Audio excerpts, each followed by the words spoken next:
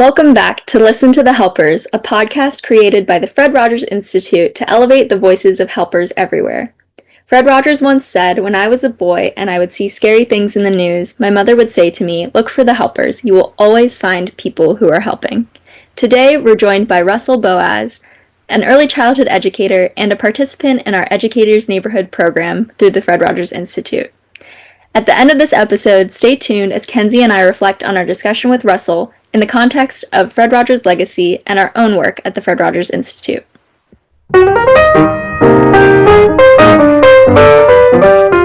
We are so excited to have Russell Boaz with us for today's episode.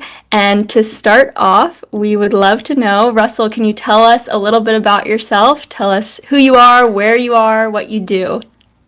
Sure. Thank you so much, Sarah. My name is Russell Boaz, as you said, and I am currently in Hong Kong, where I am an early childhood educator, primarily teaching playgroup age children. And here in Hong Kong, that means basically children aged from 12 to 24 months old. And it's a very unique situation because here in Hong Kong, with that age, there has to be an accompanied caregiver come with the child. So it's either their parent, a grandparent, or the culture here, a lot of the families have a domestic helper take care of the child. And that domestic helper is either from the Philippines or Indonesia mainly. And it's funny, my original path, it wasn't teaching, it was film. And teaching was actually only a temporary plan, but it's become my passion and my career for nearly 15 years and counting. And so that's me. Wow. When did you make that jump from film to early childhood education? Well, so that happened in 2010. And to be honest, I made that jump out of necessity because I wanted to move to Hong Kong. And the only job I could find in Hong Kong that wasn't in finance or in law was teaching playgroup age children. And so I was like, you know what, I'm just going to do this for 2 years. And now it's suddenly turned into a career, and it's been quite a journey. I will say that because the first 6 years of my career of teaching, I don't know, it was very just sort of that rigid sort of teaching. There's only one way to do things. The child has to sit down. They need to do the activities. They have to do art a certain way. That was my first 6 years, and then after that, I moved to a different school, and it was a school that was a Reggio Emilia inspired school. And that's where my philosophy and practice started changing.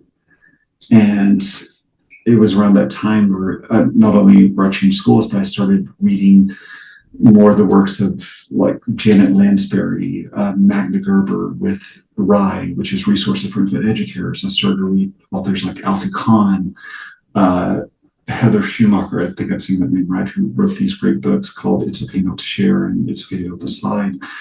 And the work of Carol Dweck, Growth Mindset. And it was around that time also the documentary came out about Fred Rogers, about the one, Won't You Be My Neighbor? And it was just, all this was happening, and it just sort of changed my philosophy and to where my practice was going, and just changing to where it's more of respecting a child for who they are and where they are right now, and practicing, and Fred Rogers, of course, did this, but practicing radical acceptance of not only children, but of just everyone, and acknowledging the emotions of children and accepting those emotions. And it's really impacted all that, just really impacted the way I interact with children and adults now too, and with myself too. So that's sort of like my evolution from when I first started to now. And so, and I'm continuing to grow. Like, I don't know everything, and I will never know everything about teaching. And there's so much more I want to learn and so much more I want to know. And so, yeah, that's yeah. I hope that answers the question. Yeah, it definitely does. No, thank you, Russell. So related to what you just said, so why do you continue to keep teaching, and like what inspires you to continue teaching now? I don't know. My passion is being in the classroom. If I'm having like a bad morning or just a bad day in general, I know once I go into that classroom and see the children and see it, just changes my mood, changes me. I don't know, there's just sort of a way I connect with children. I love connecting with them, not only with children, but with caregivers as well, and just helping them to, like, especially with caregivers, like seeing them change their perspective about these generational ways we've been doing things in classrooms, or these generational ways we've been doing things with children. Like, for instance, I remember a few weeks ago, I was having a conversation with a parent, and their child was at this table, and I needed to use that table for art. And I just knelt down to the child and was like, "Hey, is it okay? Can you move this to the floor? I need to use this for art." And the child picked up her stuff and went to the floor. And the mom was like, "How did you do that?" And I was like, "I just talked to her with respect. I just talked to her like a human. I didn't like be like, oh, you need to do this." And just seeing how the parents change their perspective and seeing them change how they talk to children and how they acknowledge those emotions. And that's why I do this. That's so interesting. I love that idea of helping people shift their perspectives of children. And it's true that and I'm thinking about what you said earlier about the radical acceptance, and that combined with that idea of treating children just like people, because they're people. Yeah, it was with the radical acceptance. It's like you constantly see, like I see it all around me, but just if a child is crying, you'll just see a parent be like, "Oh no, stop crying, don't do that." Or if they're angry, like, "Oh my gosh, how dare you get angry?" And it's like, would we do that to an adult? No, we wouldn't. And it's like, why do we do it to children? We accept a lot of times we accept adults' emotions, like they're sad or angry, but why can't we accept that a child be angry? I mean, of course, like if a child's angry, they hit, of course, be like, "You know what, I see you're angry, but I can't let you hit. How about we go scribble on a sheet of paper if we're angry?" But we don't. We think, "Oh, you're angry, you shouldn't be angry. Even though this child took your toy, you can't be angry." And I'm like, if someone took something of mine, I would be angry. And if you told me I can't be angry because of that, I would be even more angry. Yeah. Or if a child is sad because someone took their toy or they fell, but yet you're like, "Oh, stop crying, you're okay." It's like, no, if I fell and I was like really hurt, if you came up to tell me, "Oh, stop crying, you're okay," I'd be like, "No, I'm not." But yeah, we treat children so differently, and I don't understand. Like,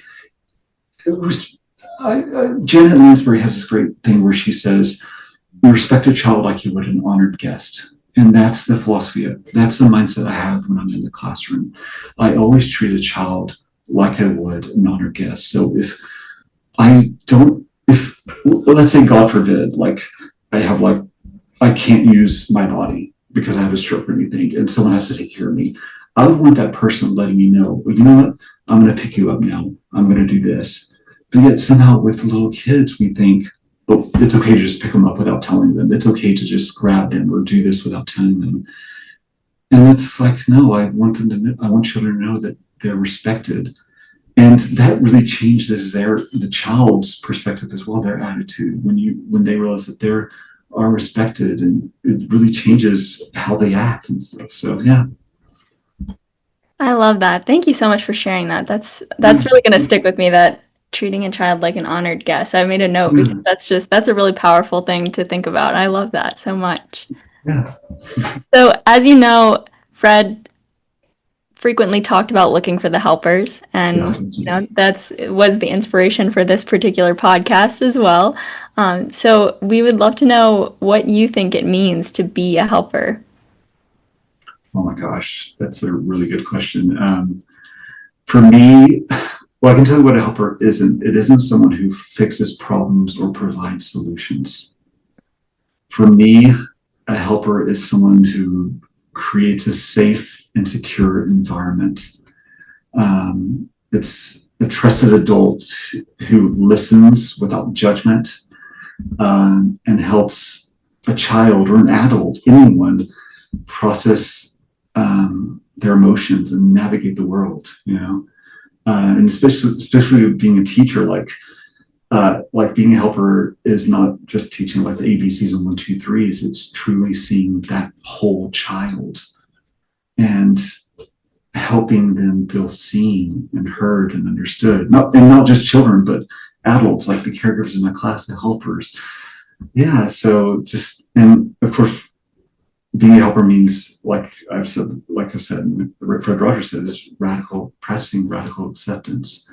It's to be a helper is to accept that person exactly who they are, with all their feelings and all their unique qualities. Yeah. So you work with particularly little kids. How do you help them feel seen or heard in the classroom? Oh yeah, and admit it's hard because they're not verbal a lot, but it's just whenever they're having a really emotional moment, just letting them know, you know what, I'm here for you.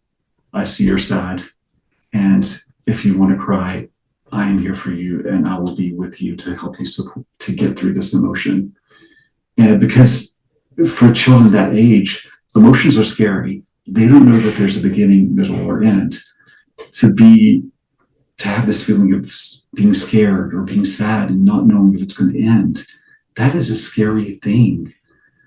And again, like a lot of adults think, like a child or two, they should be, oh, again, go back to the you're okay, stop crying. It's like, no, they're still trying to figure out the world around them. I know some adults are still trying to figure out the world around them, but you're expecting a 2-year-old to 1 and 2-year-old to do that, and that's hard. And I want them to know that they can be themselves and feel these emotions, and even like go into talking about play, respecting their ideas on play as well. If they want to explore certain things together, and just like I'm all about like loose parts and open-ended materials, and they want to explore all these materials together, let them explore that. Let them explore their interest in their own idea, as opposed to you being like, okay, now pick up the red one. Oh, show me the red. Oh, show me the giraffe. Oh, show me this. No, go along with their interests. Respect their play. As long as it's not hurting people or property, it's okay. I'm so glad that you said that about respecting children's play, especially, I mean, at all ages, that's important, but especially at those really, really young ages where they're just learning how to play and just learning what play is. I find myself getting a little frustrated when I see, even like my son is about 1, and I get a little bit frustrated when I see, maybe family members or friends trying to play with him, and they have such good intentions, but they're like, no, that's not right. Or like, oh, I wanted to do it this way, or try it this way, try it that way. And I know it's because they're excited to play with him. Maybe they got him a new toy, and they want them to see how it works with him. And but I'm like, but wait, let's see what he does. Like, let's see what he wants to do with it. Or you get the toy that comes in the box and he wants to play with the box. Yes. It's okay if he plays with the box. He'll find the toy eventually, but it can all be fun. It can all be play. Exactly, it can. And I mean, there's so many definitions of play. Even a child just looking and staring, we think, oh, he's zoned out. No, that's actually a form of play. He's looking, observing, watching. And going back to respecting children, probably going off on the tangent, but like with children observing and watching, so a lot of children at this age, any age, they need that, they need that time and space to feel safe and secure. And a lot of children that I teach, I notice a lot of parents and caregivers, and again, they have the best intention, but they tend to push them. Oh no, go, you're play, go explore. I'm like, no, give them that time and space to feel safe and secure. And they'll start in learning. If they're in a safe and secure environment, it's easier for them to learn. But if you push them, they're not going to feel as safe and secure, and it's going to be harder for them to learn things. And I sort of look at that like, because I'm very much an introvert. I am like, on a scale of, I know it doesn't seem like it, me being a teacher, like I'm like on a scale of 1 to 10 in introvertness, I'm like at 100. I'm a very much an introvert. So I feel for those children that need that time and space. I always equate it to, I heard this great analogy once that, there are those people that just like to jump into a swimming pool. And then there are those people like myself who need to just get their foot in and then get that warmed up and get their leg in, and then slowly but surely they'll get their whole body and they'll start swimming. But if you push me in, oh my gosh, I will not be happy. Yeah. So I just equated that in that situation. It's like those children need that time and space to observe and to get warmed up. And in other situations as well, like if they need that time and space for art, to touch paint, to touch sensory materials, let them observe and watch. Don't force them to do it, because again, going back to that, would you do that to an adult? Would you force an adult to do something they didn't want to do yet, weren't ready for? No, you wouldn't. And if you did, they'd probably be mad at you. So what is something you wish people knew about what you do? The emotional labor of this job. I mean, you see the visible parts, you see the activities that we do, the provocations, what we call them, the music and story times that we do, the art experiences that we do. But the unseen part is there's a lot of, and maybe there's a lot of emotional labor involved. And it's not about managing children's emotions, but also helping the caregivers to like process their own feelings and frustrations or stress as well. Because I don't know, I'm not just a teacher, I'm a source of support and a guide for the adults in the room that are accompanying those children as well. Yeah, and with that, it's like having to build trust with those caregivers. Validating their work, because we call them, they're called aunties here, is what they use. A lot of families call them necessary helpers. A lot of the aunties, their role is incredibly important, and they're doing this great job of raising this child that isn't even their own. And that's a form of helping in itself. I mean, they're helping out in such a major way. And it's just validating their work and building trust with them, because once you build trust, you can help communicate things about the child and their development, and they're more trusting of you and what you have to say. So yeah, that's a big part, just the emotional labor that goes into not only with children, but with the caregivers and adults in the classroom as well. I can only imagine that emotional labor that goes into helping like you do, because like you said, you're helping not only the children in your care, but the families in your care too, and trying to manage helping yourself and your own personal life that you have outside of your job, because you, I'm sure, wear so many hats. So that I think that's a great thing to share about like what you want people to see or hear that maybe goes unseen a lot of times.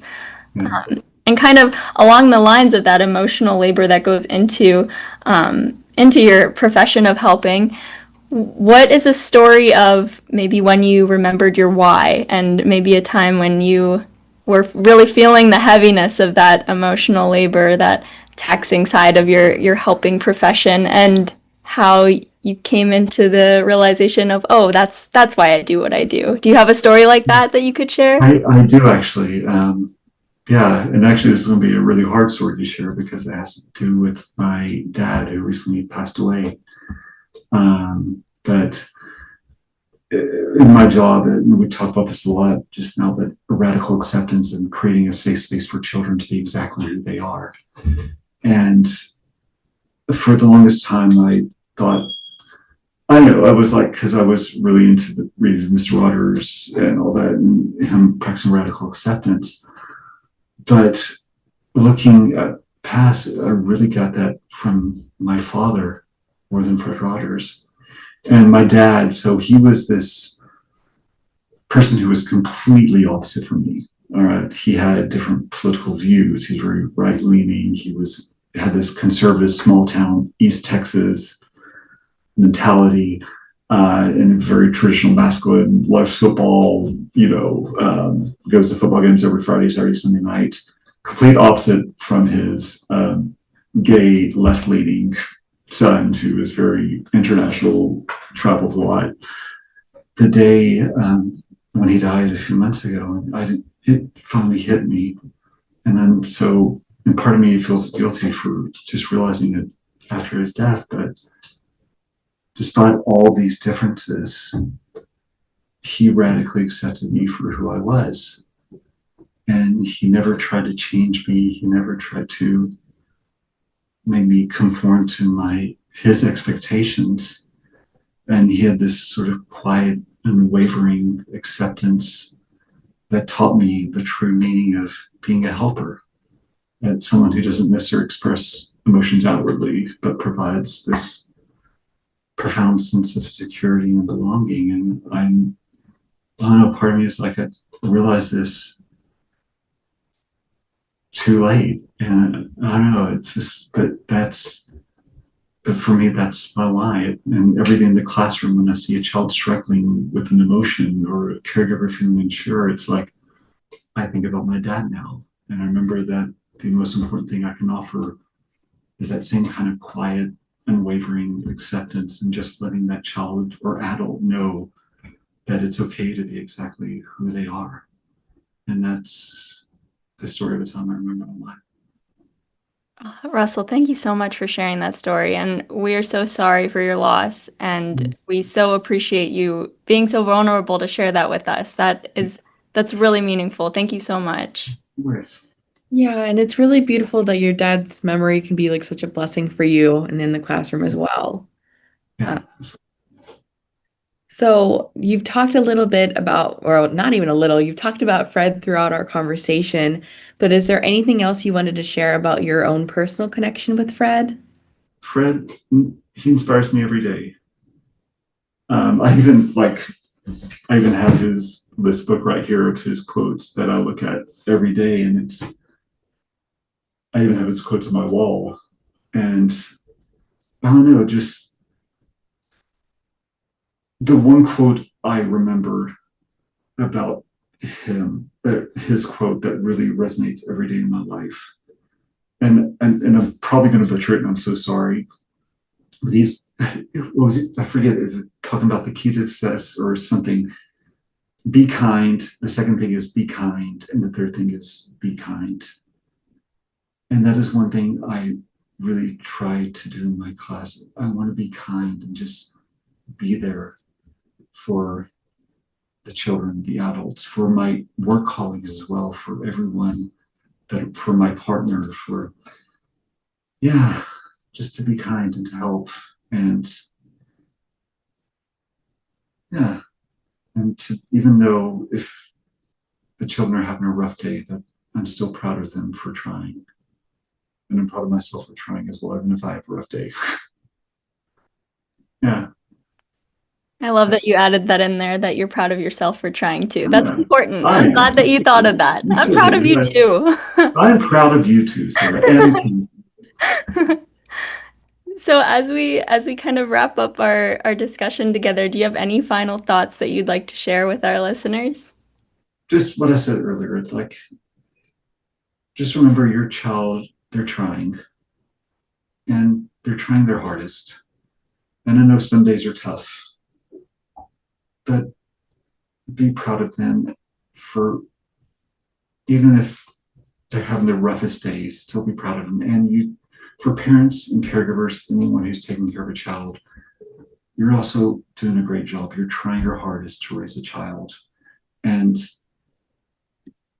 parenting is one of the hardest jobs in the world. And I'm proud of you. Thank you so much, Russell. This has been such a fun discussion, and I feel like we already knew you well, but I feel like I've learned so much more about you in this time that we've been talking. And what a wonderful opportunity to just have you with us and to just chat for a little bit. And we're so thankful that you could join us. I'm grateful to be able to do this, and I'm grateful to, yeah, to talk with you about it. You're such an incredible helper, and it show I don't have to be in your classroom to know that you do such important work because it shows just in the way that you talk about what you do, the way you talk about the children that you care for every single day. So I'm proud of you, Russell. Oh, thank you. Thank you so much. What a joyful conversation with Russell that was.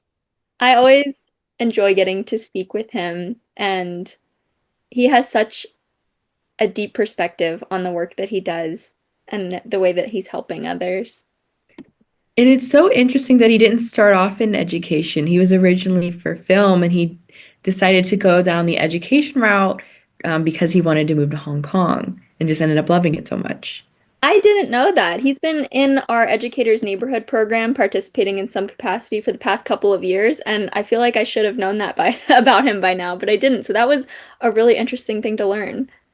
Right, exactly. What stuck out to you in that conversation we just had? Definitely his ideas about radical acceptance of children and of people in general. I love that he talked so much about that part of that radical acceptance being accepting and even encouraging different emotions and feelings. Mhm. And I love that he made a point to say that big feelings of any kind can be really scary to children. And when you think about it, it makes sense because everything is new when you're a child, when you're so little, everything is new. So if it's the first time that you're feeling a big feeling, that can be pretty scary and and you don't know what's going to happen or why you're feeling what you're feeling, and that big feelings are scary enough as adults, so putting it in the eyes of a child, that can only can only be a little bit scarier. And him talking about it being okay and good to express and to feel all kinds of feelings made me think about Fred's song, what do you do with the mad that you feel? And for any of our listeners who maybe aren't as familiar with that song, some of the lyrics of that song are, what do you do with the mad that you feel when you feel so mad you could bite? When the whole wide world seems oh so wrong and nothing you do seems very right. What do you do? Do you punch a bag? Do you pound some clay or some dough? Do you round up friends for a game of tag or see how fast you can go? So thinking about that song in the context of Russell sharing about accepting children's feelings and encouraging them to express their feelings, I feel like he was kind of embodying that song of Fred's. Yeah, and just for him to also say, like, hey, even as an adult, if someone took my things, like, I would be angry and sad too. It's not necessarily a bad thing to feel these strong feelings. It's what you do with these emotions, just like the Fred song, that's really important. Absolutely. And I'm also thinking about Fred's quote when he said that anything human is mentionable and anything mentionable is manageable. So when we can name and express those feelings, they become more manageable and we can figure out what can we do with them. Can we go play tag? Can we go punch a pillow? What are we going to do with these feelings when we express them and name them? For sure. Is there a particular one of the six fundamentals of learning and growing that stuck out to you? I think in the context of his talking about radical acceptance and respecting children as human beings, I'm thinking about self-worth as one of the six fundamentals that stood out to me and what Russell was talking about. I love that he brought up the idea of respecting a child like an honored guest. That was so, I feel like, so insightful to me, and it seems like I heard him say that and I thought, well, that seems like obvious. Why have we not, thought of that before? And I just love that perspective of respecting a child like an honored guest. And that just really says self-worth to me, developing a child's sense of self-worth and encouraging them to find their own sense of self-worth. Yeah, and he really also emphasized like helping a child feel seen and heard. Like you could tell just based off of our conversation, like he found that so important, and that was one of the most important aspects of his job. Yes, absolutely. And I feel like another of the six fundamentals that stood out in what he was talking about was play. Um, Mhm. and I think that kind of goes hand in hand to the sense of self-worth, hand in hand with the sense of self-worth that he's developing in the children that he serves. because acceptance and respect can help create that space for children to feel comfortable to learn and to play and to be themselves and to figure out who they are.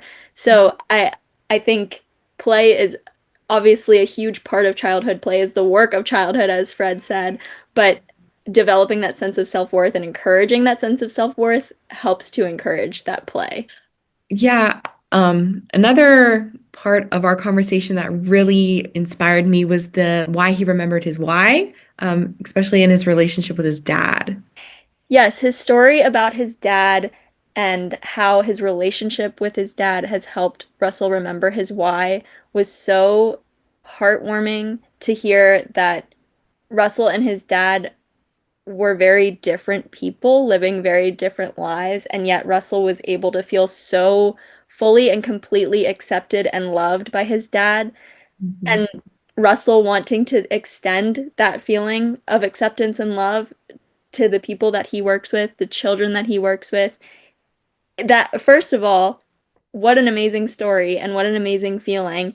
And second of all, Russell is so absolutely doing that. You can tell by the way that he explains what he does and why he does what he does in his working with children that he is creating that space of acceptance and love for those children. You can also tell just in conversation with him that he's such a kind human being that is I hope he feels very proud that he is extending that love and acceptance that his father extended to him. So we'd like to encourage our listeners to think about some ways that help make your feelings more mentionable and more manageable. Do you have a person in your life that you like to talk to about your feelings? Do you journal? Do you exercise when you're feeling big feelings? We hope that you'll take some time to think about that and reflect on ways that you can make those feelings more mentionable and manageable. Yeah. Thank you again, Russell. That was such a great conversation. We're so happy to have him on the podcast.